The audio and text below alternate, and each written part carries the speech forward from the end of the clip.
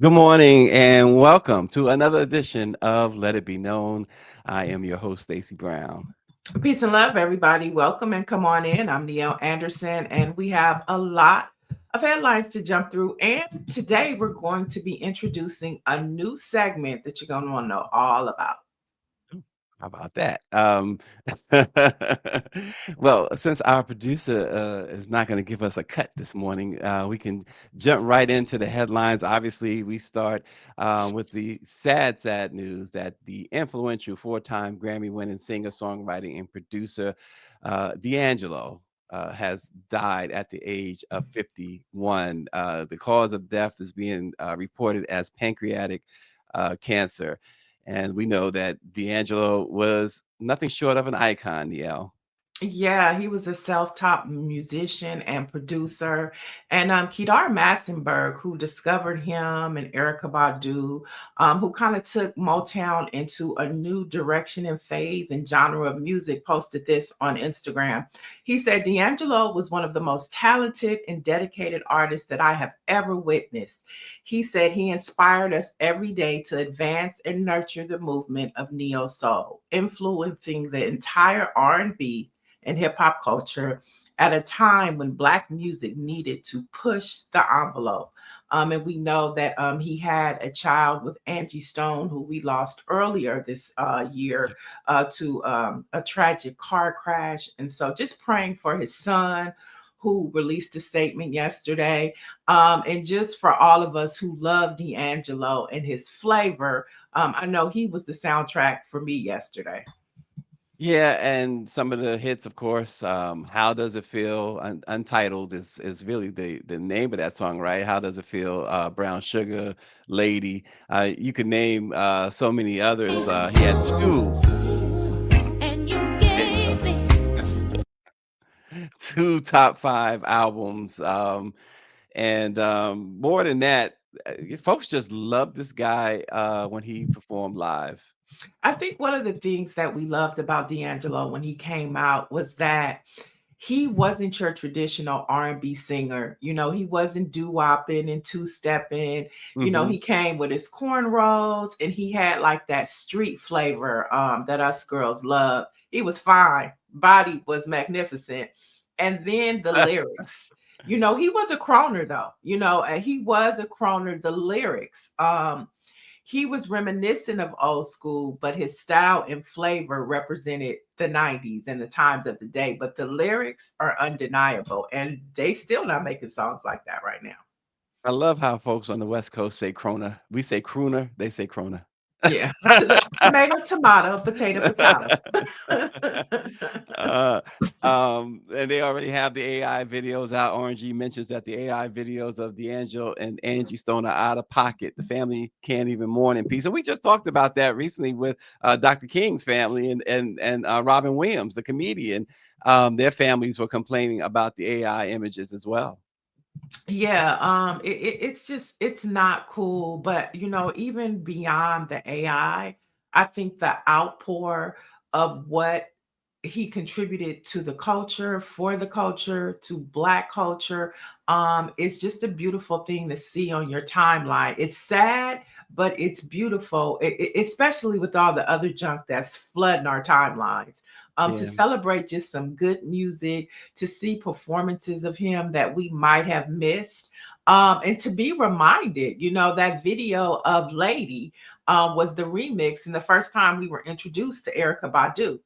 Right. And Kedar Massenberg has this funny story how he had to keep D'Angelo away from Erica because he was like, not yet, buddy. But like Lauren Hill, Erica Badu, Mm. Questlove. I mean, just so much love. And sometimes it's sad because we forget how important some people are. And it's sometimes we remember them through death. And wishing Lauren Hill says she basically, in a nutshell, she wished she would have been able to give him his flowers while he was alive instead of in death. Yeah, I want to give a big shout out to our own Lauren Burke. Lauren Burke was the first to have this story, and she did what we don't see today. A lot of responsible journalism we don't see today. but she made sure to triple and quadruple check it. Others ran with it immediately, but she wanted to make sure that she had all the facts. But she was the very first with this information, and she didn't rush the story out. She wanted to make sure that she had all her eyes dotted. And so I want to just make sure that we know, people know that Lauren Burke again shines as one of those quintessential old school journalists. So big ups to our own Lauren Burke. She had a personal relationship with the family, and she waited out of respect to the family. So again, tip hat to Lauren. Lauren has brought so much to Black Press USA, and of course her own Black Virginia News. So good job, Lauren Burke. Yeah, and a lot of people are reminding us that Richard Roundtree and Chadwick Boseman, they died to cancer, colon cancer and pancreatic cancer. And so, the other push is for Black men, please make sure that you get screened, that you get tested, because you never know, you know, Yeah, what's going on exactly. with your body unless you get checked. Yeah, absolutely. Good. That's a great point. Not a good point. It's a great point. Folks, in other news, this morning, again, our condolences and shout outs go out to D'Angelo's family, his son, and everyone else, all of his loved ones. Here's something else that's happening, of course, in this crazy Trump clan world, as you say. Thousands upon thousands of leaked messages show leaders of young Republican groups align with Donald Trump, joking about gas chambers, slavery, and rape in a private Telegram chat. This group, who has members throughout the country, worried what would happen if their Telegram chat ever got leaked, but they kept typing anyway. They refer to Black people as monkeys and the watermelon people, and they mused about putting their political opponents in gas chambers. They talked about raping their enemies and driving them to suicide, and they praised Republicans who they believe, I should say, support slavery. That, folks, in a nutshell, is what you got with this administration. Yeah, Rep. Hakeem Jeffrey says these are sick people, every single one of these races, and must be publicly exposed and held accountable. And Reverend Nujuma Smith out from Los Angeles said every HBCU president, she's saying, should get this list of names and run them off the campus. As we know, the Blexit tour is coming to HBCUs, and some of these individuals might be helping put it together. Although the face of these individuals will be Black, but I think she brings up a good point. These people need to be put on a list, not allowed Mhm. on HBCU campuses and really on PWI campuses. This should Yeah. not be tolerated. Yeah, and it's again why when we hear folks talking about they are quote unquote foundational Black Americans, and they say that they're supporting this guy, and you saying you a foundational Black American? No, somebody's foundation landed on your head, and you have not recovered from that concussion, because this is bananas. This is absolutely bananas. Yeah, Trump has allowed them to feel free to just do whatever they want. I know yesterday I posted a video of two white men apprehending a Latino. They had no uniforms, they had no badges, they were just white men with zip ties in their pocket apprehending a Latino man. And it's like, when did we get to this point?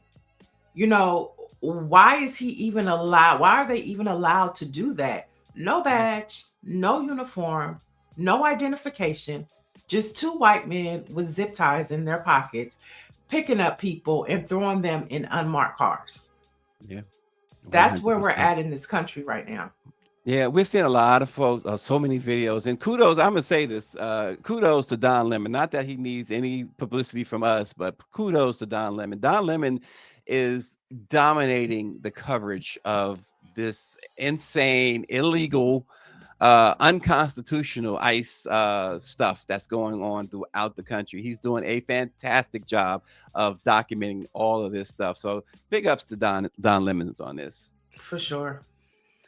Wesley Lisi, a 53-year-old former NFL player who's black, says police held him and his daughter at gunpoint after mistaking him for a 19-year-old white shooting suspect. He has now filed a $1 million claim against the Mesa and Phoenix, Arizona police departments. He drove to Phoenix Sky Harbor International Airport to pick up his 26-year-old daughter, Jade, from a business trip. And as she stepped out with her luggage, officers suddenly ordered them to the ground with guns drawn. Body camera footage show that both father and daughter complied as police handcuffed them. According to the Atlanta Black Star, the police said that they were looking for a white man driving a white Mercedes Benz with temporary tags. They had the helicopters, Niele, and everything. And they put these two face down on the ground and handcuffed them. They did not fit the description. Yeah, I mean, we're seeing a lot of that. And you can't even say that that's racial profiling because the suspect was white. You, like, you can't even call that It's like racial just profiling. because. It was Yeah. just because. And I mean, that's what's happening. And I don't know how, but the white men are coming from the barns. They're coming from the trees in the back alleys of Alabama and Louisiana. And Trump and his clan are deputizing these people and giving them power to do that. And that is a very scary thing. Now, this might have been police officers, but I'm just saying where we are right now. It could be a police officer or not at this day Right. and time. If a white person feel, you know what who I thought about yesterday? I thought about Ahmaud Arbery. Oh, And I man. thought about if what happened to him happened in this day and time. No justice for him. Thank God that it happened in 2020 during a time where racial reckoning was happening. Now the money might not have been there, but the racial accountability was moving forward. And I thank Right. God that his mother has that accountability because what happened to him in 2020 is acceptable today. Think about Yeah. that. Yeah, absolutely right. That's a great point. Letitia James, New York's Attorney General, spoke at a campaign rally the other day for Zoran Mandani. It was her first public appearance since the Justice Department charged her with bank fraud. She, of course, received a standing ovation from thousands of supporters. It was held at the United Palace Theater in Washington Heights, New York, of course. She didn't mention Trump by name, but remained defiant. She says, I will not bow. She says, I will not break. I will not bend, and I will not capitulate, Niele. She said, I will not capitulate. Everybody using that word, Stacy. I think you started something. Everybody uses that word now. Kamala Harris uses that word. Kamala Harris used that word. Yep. She says, I will not give up and I will not give in. So she says, you come for me, you got to come through all of us. And you know what? That's the way it should be. Right. I mean, even the National Bar Association released a statement supporting her. If you want to check it out, it's on their Instagram page. But the support is coming from the right organizations.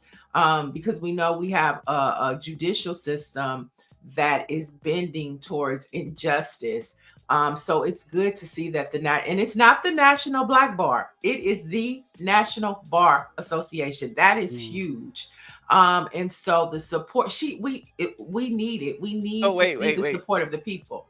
The national, so it must be the American bar. The national bar is black. The American bar is the other, is the white and black. Okay, well So- then it's the National Bar Association. Okay, it so is it's the black one. Yeah. Oh boy, I was hoping that you had that correct. That it was the other one. Well, the National Bar Association. That's huge. That's Yeah. huge. But what a statement! And so there you go, Niele. Shouldn't the American Bar Association come out as well? For sure, 100%. I mean, they should, and they may have. They may have. You know, my algorithm is black, so you know they may have. Too black.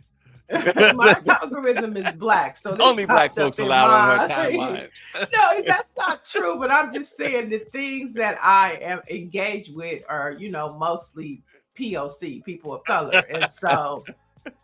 If you ain't got a dashiki on, forget about it. You're not getting in the else party. The pledge the red, the Um, black, and the green, she says. no, but yeah, but I think that it's important to see like all of the individuals. But there have been white lawmakers, there have been Mhm.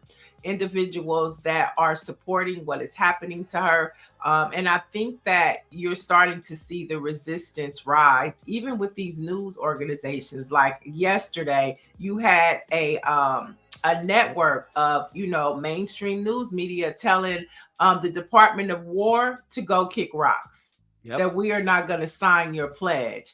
And so I think with Letitia James and just what's happening, you're seeing a lot of people begin to push back on this administration, even some of the allies, because Fox News was one of the ones that signed off on that. Yeah, yeah, that was interesting, right? Aquarius says, Neil, that you look pretty in blue. Oh, thank you so much. Thank you. Thank you. And switching back to the music industry, Michael Jackson built an empire the world still dances to, but his $2 billion legacy is now a battlefield. For MTO News, I don't usually quote them, but they were the first to report this, and now I see it in People, The Insider, and everywhere else. But his children, Michael's children, Prince, Paris, and BG, have sold half of his music catalog to the same Sony empire their father fought to escape. But more importantly, Paris Jackson, the King of Pop's daughter, has launched a attack on the estate as never seen before, and now they're in a full-on public battle. The estate says we've given her $65 million. She has come after them for fees that they paid out to other law firms for helping protect the image of Michael Jackson. But the bigger issue here, Niele, really, Michael dreamed about generational wealth, not generational war. And that generational wealth that Katherine Jackson and Joe Jackson started, that they built along with the Mhm. Jackson Five, is now pretty much in the hands of non-black folks. And his daughter appears to be, according to several fans that I saw on social media, and this is their words, uh, exerting her, quote, white privilege. Well, at the end of the day, that was a choice that Michael Jackson made, and so I don't feel bad with what she's doing. He made that choice. He picked those Mhm. kids. He could have adopted or got some black babies, but he chose not to. Okay, those are full white kids. Not they're not mixed. They're not biracial. I That forgot is a about choice that Michael Jackson made. So I mean, I'm not gonna like be mad at Paris. Michael Jackson chose her. That's who he wanted to be his heir. But on the flip side, I just saw her last week in Paris with Janet Jackson, and they were all it. buddy buddy, love love. Mhm. So The cameras are on. I don't know what happens. Maybe they reconciled. I don't know, but they were together last week, and you can only go by what you see. So maybe she does have a point, because sometimes I remember you've talked about the estate and how they handle things. So maybe she has a point. Well, here's the thing. This is where what I don't get, and like you said, I don't have the full story, but this is what I don't get. When Michael Jackson died, he was more than $500 million in debt. Half a billion, folks. That estate was going through all of these claims there, and there's still claims against that estate on things that Michael allegedly did when he was alive, Hmm. and they are fighting them almost every day. However, and his image, according to everyone at that time, he had left not only that debt, but his value was placed at just $2,000.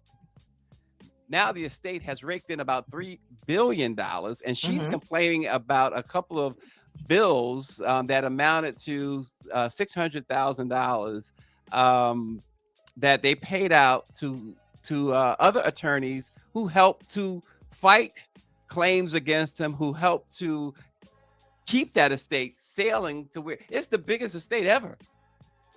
It sounds like an ungrateful brat, if you ask me. That's what it sounds like. Her daddy, his money. She can say what she want to say. That's the choice Michael Jackson made. And Yeah, so if well, we if we if we I mean, there's no melon in none of them kids. that's And listen. that That's that is Neil's by theme. choice. but that is by choice. It is by choice. That But don't is you think? by choice. But And don't you so think? that's who he chose. So that's what is happening. But don't you think that there is at least a part of Michael who would have loved to have seen that the people who got him there, his brothers, his family, because without Joseph and Catherine, without Jackie and Jermaine and the late Tito and Marlon, there would be no Michael. Don't you Now, think Michael recognized that and Shonda would have is wanted saying, to recognize? I mean, I don't know. I mean, look at how he changed the skin. I don't know.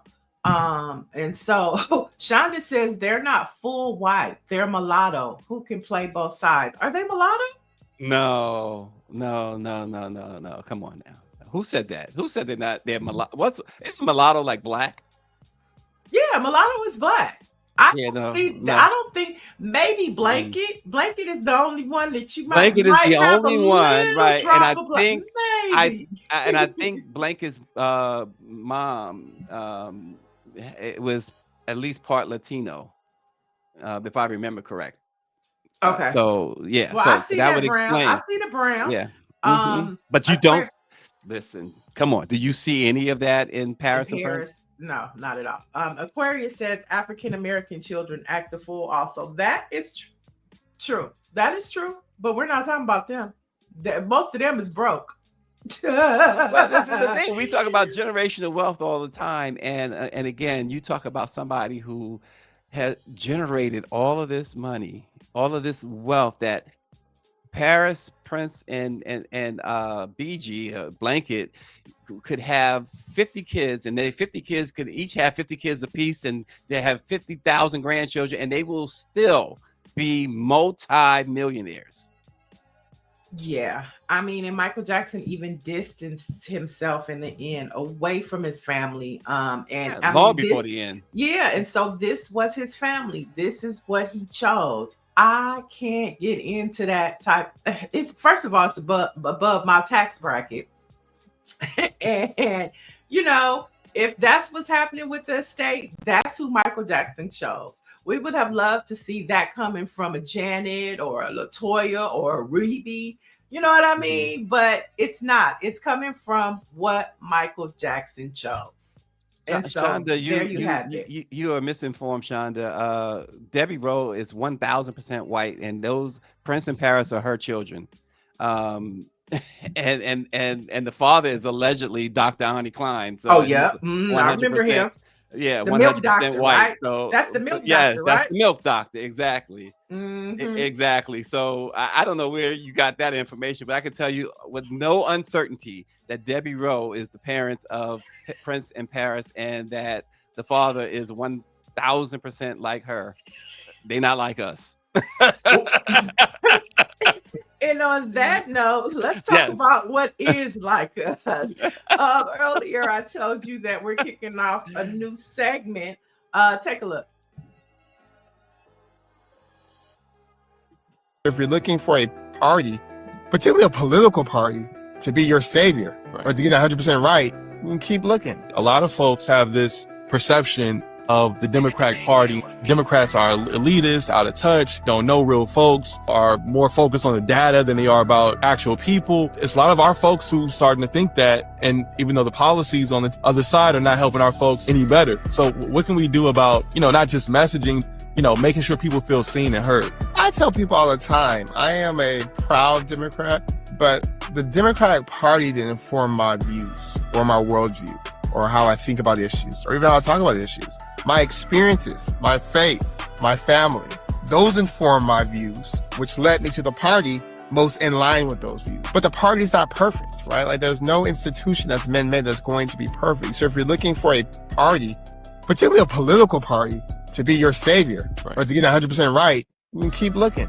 And the Republicans have figured that out, particularly the constituencies we know we're losing or we lost. We need more Latino men in the Democratic Party leading and speaking and being the face, particularly to speak to that community. We need more Black men in leadership of the Democratic Party, speaking and leading particularly. And that's not to discount the work of Black women who are at the base of the party. Like, they're amazing. But I think in part of the Black girl magic conversation, rightfully or wrongfully, I think a lot of dudes felt that what's there for me? Right. Like, oh, they got it. What about me? Even though the second most reliable Democratic voting bloc behind Black women or Black men were just as much as the base. I love it. If you're looking, I love it. Okay, joining us now is the host of Vision for Change. Welcome in, family, Michael Payton. Good morning, family. How are y'all? We're good. Welcome. I'm So glad to be here. we're glad to have you here and kicking off this collaboration with BlackPressUSA. And that was the former mayor of Stockton, Michael Tubbs. And that conversation that you were having, I saw yesterday, Bakari Sellers and Andrew Gillum were having it too on Native Pod. And so I think that all of you Black men are speaking to a certain issue of how you feel in this Black girl magic era. So talk to us about more of your conversation you had with Michael. Well, thank you, Niele, and thank you for y'all having me and bringing me into the family here at Black Press. And I'm telling you, we're very excited to launch this podcast. This conversation I'm having with Michael is the conversations, like you said, that a lot of Black men are having right now. A lot of Black men are having these conversations about what's in it for me. You know, Black men are the second most loyal voting bloc in the Democratic Party behind Black women. And for too long, the conversation is, you know, well, where are the jobs? Where are the opportunities? Where are our voice, even within the party? You know, so many times when you know, even in the inner circles, and I've been on the inside, I've been in these rooms a lot, and your voice sometimes gets drowned out or you get shut down because, you know, maybe you're not the flavor of the day. And I think a lot of brothers are feeling that.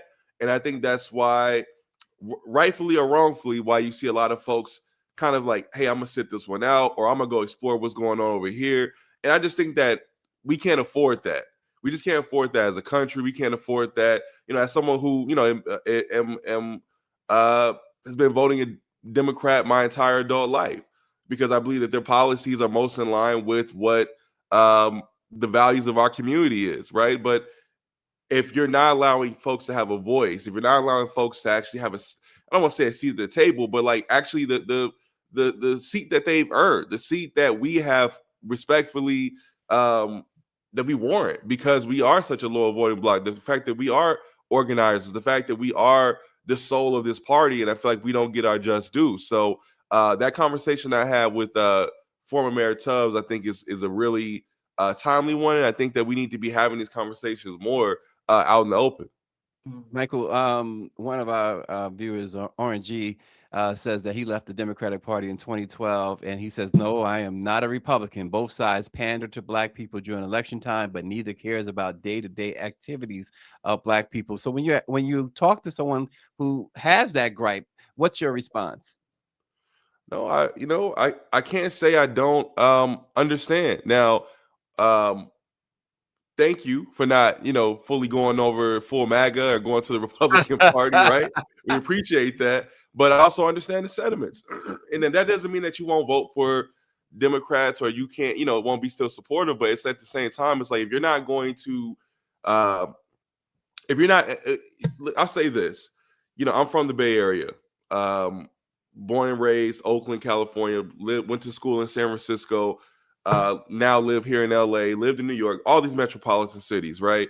And when you look at what's happening right now in these cities, especially when it comes to Black folks, especially when it comes to Black men, think about the tech boom that happened in the, you know, 2000s into the 2010s. You look at Facebook, you look at Twitter, you look at, or X, whatever it's called. You look at all these tech companies out there. You don't see a lot of folks that look like you and me in those places unless we're sweeping the floor. You know, maybe it's one of us, but when you look at the board of directors, when you look at folks who are in positions to make decisions, you just don't see a lot of us.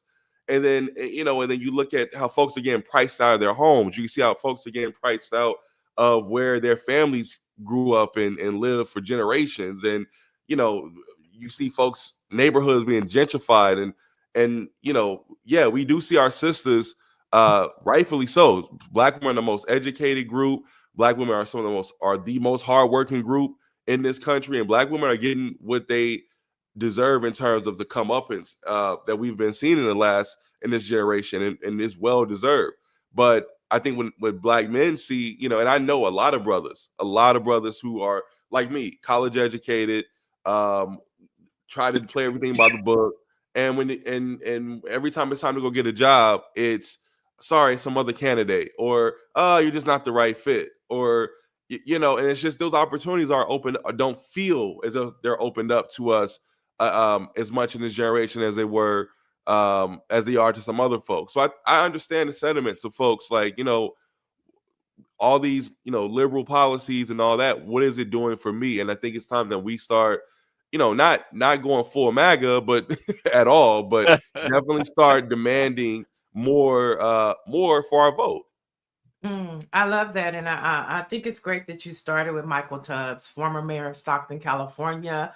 He did something unprecedented that helped a lot of cities across the country, launching the Guaranteed Income Program, which a lot of mayors across the country began to adapt while he was mayor. But now he's running for lieutenant governor. Did you talk to him about that? And what were some of his reasons for wanting to run for lieutenant governor of California? Of course. Well, I've been knowing Michael now for almost a decade, from back when he was mayor of Stockton, California. And when I tell you there was a level of disruption, of innovation, and creativity that he brought to the office of mayor, he wants to bring that same fire to the office of lieutenant governor on a statewide level. As you said, Niele, he piloted a program called SEED, Stockton Economic Empowerment Program. I hope I didn't get that wrong. But it basically it was a basic income pilot that now he's modeling across the country with his Mayors for Basic Income nonprofit that he started. So there's there's things that he's did in housing, things that he did around public safety with listen, we know who some of these shooters and some of who these folks who engage in some of this crime are. Let's actually, and rather than just lock them up, let's engage them. Let's figure out a way how we can, introduce them into society and help use them to help drive down some of this crime rather than just locking folks up and throwing away the key. So this brother has had a lot of innovative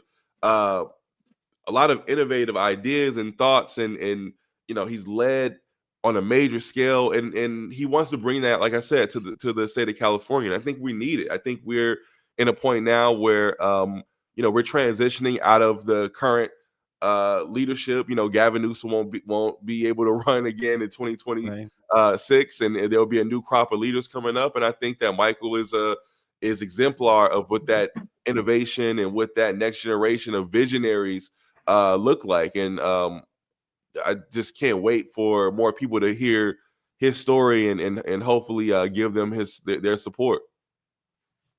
So, what are some of the other things we can look forward to on your program?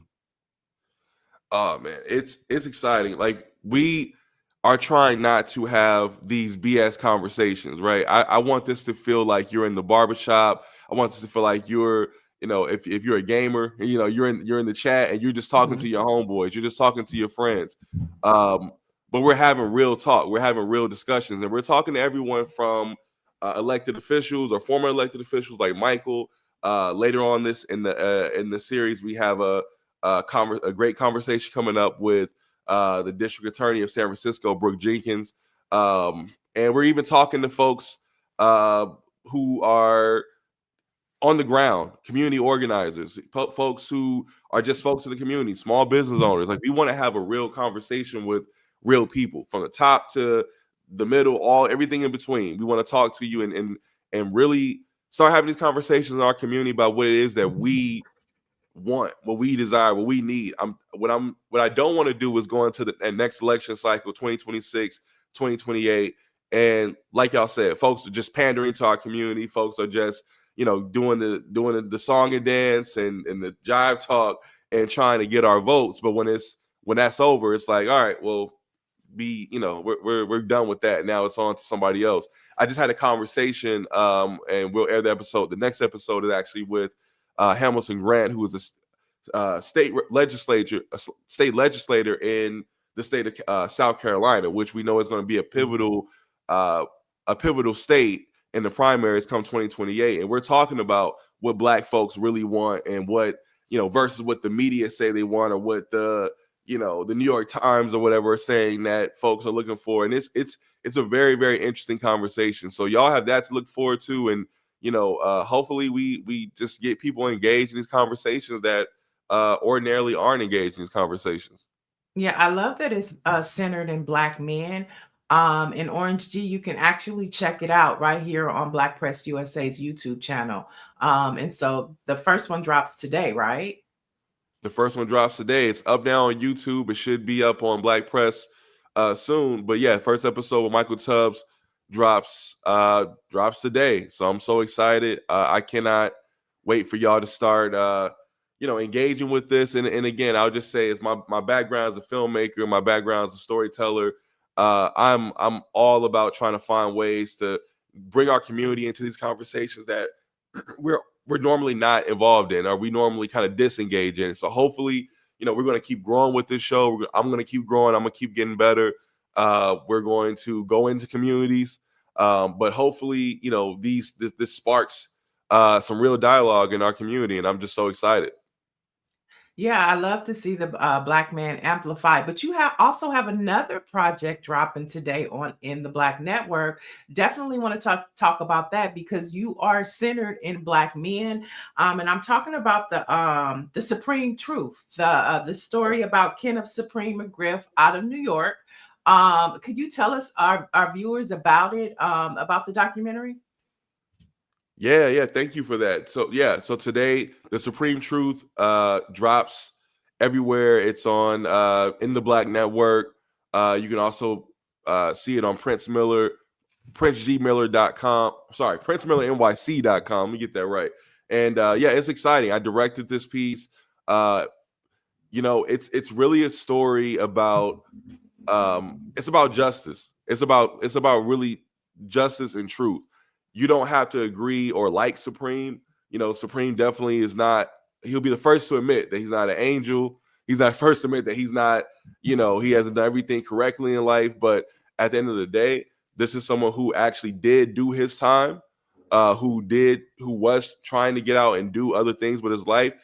He easily could have been, what we see now as Tyler Perry, or in that space, because he was he has taken the connections that he had made. He was taking his name and now creating films and movies around, his life, and trying to show people the other way out, so they wouldn't have to do what he did.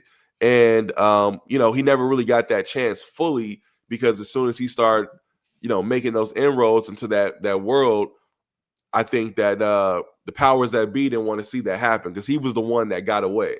And so when you watch this doc, you'll see all the machinations that they went through to make sure this brother did not ever see the light of day again, even though what he was charged for is not even. I just have to let y'all watch it. Y'all will see, but it's a total miscarriage of justice. This brother was denied his constitutional right. And again, whether or not you agree with his lifestyle, his previous lifestyle or not, if you believe in justice, if you believe in truth, and you believe that this is supposed to be a fair game and folks are supposed to get a second chance, you should definitely watch The Supreme Truth. This is definitely a riveting tale into how the government works to stop particularly Black men when they think that we're getting a little too powerful. Well, and the situation too, and I guess it'll be covered in the documentary too. One of the things that happened around the time that Supreme went to prison was that the young cop being killed in Queens, and they decided to change all the laws after that. Edward Byrne was the cop's name. Yep.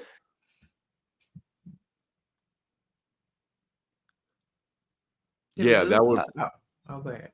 Oh no, sorry. So that whole thing happened in the 80s, and I think that's what kind of sparked everything. They wanted to pin that on somebody, and Preem was a part of that era. and it was like nobody from this era is getting away. You know, whether it's Fat Cat, Pappy Mason, all those guys, no one from this era is getting away, right? So he did his time in the 80s, early 90s, and 90s. He got out. Mhm. I think he probably went back in a little bit, but I think he, for the most part, was out by the time he got picked up again. He was working with Murder Inc. and Ja Rule, Irv Gotti, all those folks, Jay-Z. They all these folks were kind of helping him, turn his life around. He was out of the streets. He was out of the game. He was now trying to move into films and books and TV. But I just think that when you look at the evidence, look at the facts, the government just was not going to let this guy get away because he was a part of that era that, like you said, the Edward Burns and all that stuff that went down in the 80s. They were like, we can't let this one get away. And, they got him 8 life sentences later, on a RICO charge, even though there was no RICO enterprise.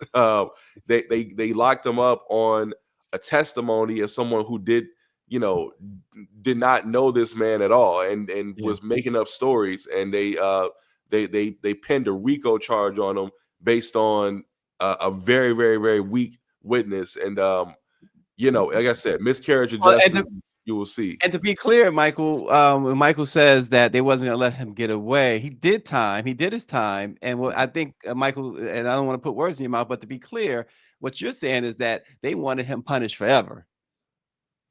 100%. 100%. He did his time. I want to say he did it 10 years or so. And when he got out in the 90s, and he was investing in businesses and doing these other things, he was turning his life around. He did his time for what they had him on. So now they, when this whole thing went down, they tried to pin him on a RICO enterprise when there was no enterprise. Like they said that he was funding, for those who know the Murder Inc. story, when Irv and Chris Gotti were indicted by the government as well, it was really only because they were trying to get evidence on Supreme. The government was trying to get evidence on Supreme. And so they said, we're going to, give y'all brothers, 20 years if you don't give us information on Preem. And they were like, we don't have no information on Preem. We giving him money. And they were like, well, he funded Murder Inc. and he started Murder Inc. and he's funneling money through this record label to do all these nefarious criminal acts. And it was like, all that turned out to be completely false. But they still found a way to get this man, like I said, on a RICO charge, which is, again, just watch the doc and you'll see that there was no RICO enterprise. There was no Supreme team anymore in the 2000s when they got him. It was just all, it's really really interesting how folks choose to pursue justice when they're really out for you. So Supreme is hoping that this show will shed some light on his case and just on the entire, how the system works in general. Fake news did not just start with the Trump administration. We'll say that. Great point. And love how you're curating stories of Black men from Michael Tubbs to Supreme. And both have dropped today. So be sure to check out Vision for Change, streaming on BlackPressUSA. And you can also check out The Supreme Truth, which is streaming on In the Black Network. And you'll be coming back from time to time when you're dropping these episodes to give us a teaser for our Let It Be Known family, right? Absolutely. As long as y'all will have me, I will be up early and I'll be giving y'all some of that good game. And I really appreciate y'all. And I'd also just want to shout out, just in general, Black Press, and I love everything that y'all are doing. Our voices right now are so important. It's so important for us to have our own ecosystem of information. And I love what y'all doing. I love that y'all are giving a platform to storytellers like myself to get some of these stories out, because Lord knows that these other folks ain't trying to give us these platforms right now. So we really appreciate you. All right. Peace and love, Michael, and talk to you soon. Talk to you soon. Thanks All right. a lot. All right. So not only do you guys have a Vision of Change to watch on the Black Press USA's channel, and of course, Supreme, but there's something else that you should be watching today. And I'm talking about the Supreme Court will hear a case that could undo the voting rights laws that could potentially wipe out Section 2 of the Voting Rights Act, which requires protection of minority voting power, which could wipe out half of the Congressional Black Caucus. We've been talking about that, but today is the day. And you have organizations like the NAACP, Black Voters Matter. They are all in Washington, D.C. at the Supreme Court because this case, and as we look at what's happening in North Carolina, Texas, Indiana, where we see California trying to counter that, this case directly impacts that, and it will either help Republicans or sustain the little bit of power that we have. It's going to be interesting.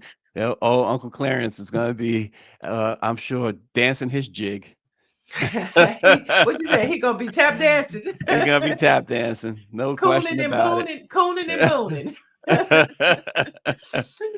All right. And then this is an interesting story that we have to really be cautious about truth and fake news. Now, ICE and Homeland Security is saying the Mexican cartel has put a bounty on their heads. And they're claiming that the cartel is offering $2,000 for intelligence gathering, between $5 to $10K for assault, and $50K for the assassination of high-ranking officials. Now, this is according to ABC News. And they're also saying that Chicago gangs are also looking for ICE agents. And so this is an interesting story. We know that the Trump clan lies. We know that they put out misinformation, but for ABC News to be reporting this is something to pay attention to because it gives them a certain, it gives them an extra power to say legitimacy, right? Yeah. You know, I'm like you on this. I'm skeptical. I'm very skeptical about it. I'm very skeptical. I talked to a couple of people out of Chicago yesterday, and they said that is floating around in the city of Chicago. And so, you know, when you go to local news, certain stories are more amplified because it's hyper local. And so this is a conversation that is happening in the Chicago area about the cartel and the gangs. Okay. So be on the lookout for that. And last but not least, we're going to end on a high note. Solange Knowles, sister of Beyonce, but has built a name in her own right.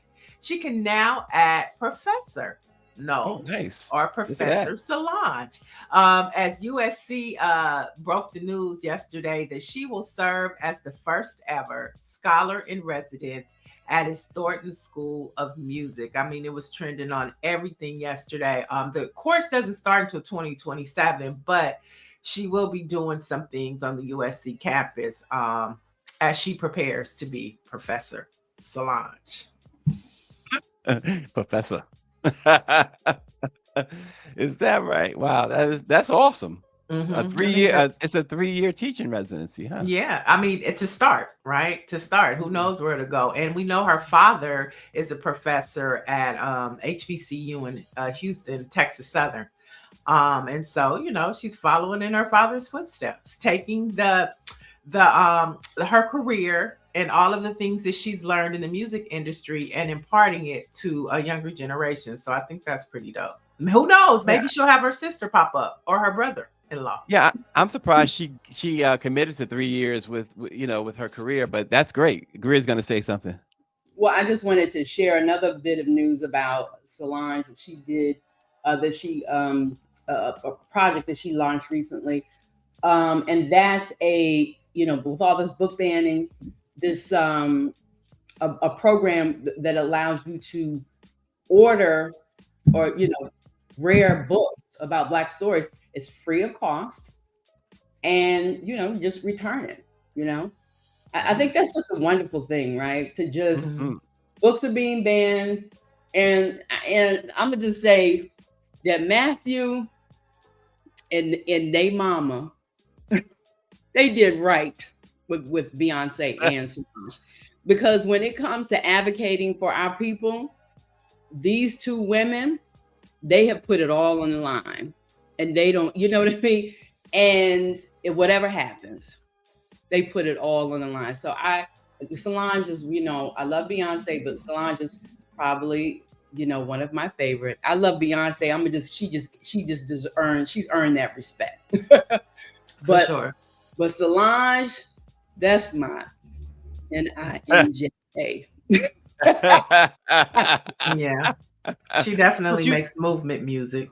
but and therein again is it underscores big time my and many other black men's issues with the Stephen A. Smith, because this is my point. Beyonce, nobody has a bigger platform than Beyonce. Solange has a huge platform. They're using it for good. Stephen is using his platform to tear black women down. And you got these two amazing black women using their huge platform for good. Yeah, I'm hoping that maybe Michael can get Matthew Knowles on his podcast so that we can hear that story. I know Carlos King just recently interviewed him, and he was dropping some jewels about in stories about being Mhm. their manager and almost losing everything. But when, to your point, like talking about the stories and having these conversations and hearing black men, because it has for the past 4 years been the year of the black woman. You know, when we look at politics, when we look at culture, you know, when we look at the concept of black girl magic, you know, and black women lead coming out of higher heights. Mhm. And so it's good to hear from you, black men, the stories, how you're still committed to community, to fatherhood, to marriage, to brotherhood, and to protecting your sisters and protecting us. And so I'm really excited to hear more from, you know, black men from across the country. Excited. She's gonna reach back out to Matthew and perhaps Solange as well. So let's see if they can find some time in their schedules. Hopefully they'll be able to do that. That'll be nice. Mhm. As you mentioned, we had Matthew on before, so I'm pretty sure he Oh yeah, he's enjoyed very his easy to get. experience. Yeah, Yeah, for sure. He is. he enjoyed his experience, so we'll give him an even better experience. How about that? He's a friend of the show, Greer says, so very good. All right, so some Black history. On this date in 1966, y'all, the Black Panther Party was co-founded by Huey Newton and Bobby Seale in Oakland, California. And Michael just mentioned he's from Oakland, so there you go. Yeah, and on this day, a little Great Balls of Fire, Little Richard recorded his rock and roll classic "Good Golly Miss Molly" in 1956. So on this day, you know, he was in the studio recording Black music history. How you say great balls of Wait, did he sing that song too? no. Oh, Chuck Berry sung "Great Balls of Fire." Who No, sung "Great Jerry Balls of Lee Fire"? Lewis. Jerry Lee Oh, Lewis. And it's oh, but it's funny because in the movie about Jerry Lee Lewis's life, he and Little Richard got into a beef about who should come on first, who should headline. mhm. And so it was unanimous that Little Richard was the show. He was the prime act, and so that means that Jerry Lee goes first. He performed "Great Balls of Fire" and he lit the piano on fire, so Little Richard couldn't play that particular piano. So Oh, literally that is poured gasoline on. hilarious. Okay, Yeah, well, that's why I said, look, that's why I said yep, it. exactly. Well, that's I what knew came it to was my some type of mind. correlation between the two. Oh, Neil, you shake my nerves and you rattle my brain. Oh, that's a lyric from the That's song. that's it. All right, folks. Our black-owned newspaper of the day is Greater Diversity News. It's in North Carolina, and it is a certified African American owned and operated business that is structured to provide business and economic opportunities through its monthly print publication and 3 weekly e-news editions and its websites, greaterdiversity.com and www.nbsm.greaterdiversity.com. So check out Greater Diversity News. And you don't have to be in North Carolina to check it out. Go on their website, greaterdiversity.com. Yeah, you guys, and let's be on the lookout for what's happening at the Supreme Court today. Very important to the Black community. And of course, you can keep up with that story at BlackPressUSA.com, along with anything that is impacting and inspiring the Black experience. Absolutely. And Tutti Frutti, Tutti Frutti. that, Dr. Marilyn says, Tutti Frutti. yes, that's a song. That's Little Richard. He said, he said nobody ever gave him nothing. Remember, he was at the awards and he told everybody to Mhm. shut up. Is he They still? found Wait, no, is he no, still? He's dead. Okay. he passed away, but they did finally honor him before he died. So at the Grammys, so good for Little Richard. He was Yes, good for him. quite the entertainer. Wow. And somebody else, we talked about Michael Jackson earlier. Somebody else that Michael pulled from was Little Richard. And Michael openly talked about that. Little Richard, James Brown, folks he pulled from, folks Prince pulled from. These are the originators, the Little Richards and Chuck Chuck Berry's and them. Yep, Berry's. Mm-hmm. yep. So we not forget, because as Greer brought out with Solange, with those books, these are the things that we have to continue to be reminded of. For sure. So, folks, we will remind you that we are back on tomorrow. Same bad time, same bad channel. We'll see you tomorrow. And check out Michael later today.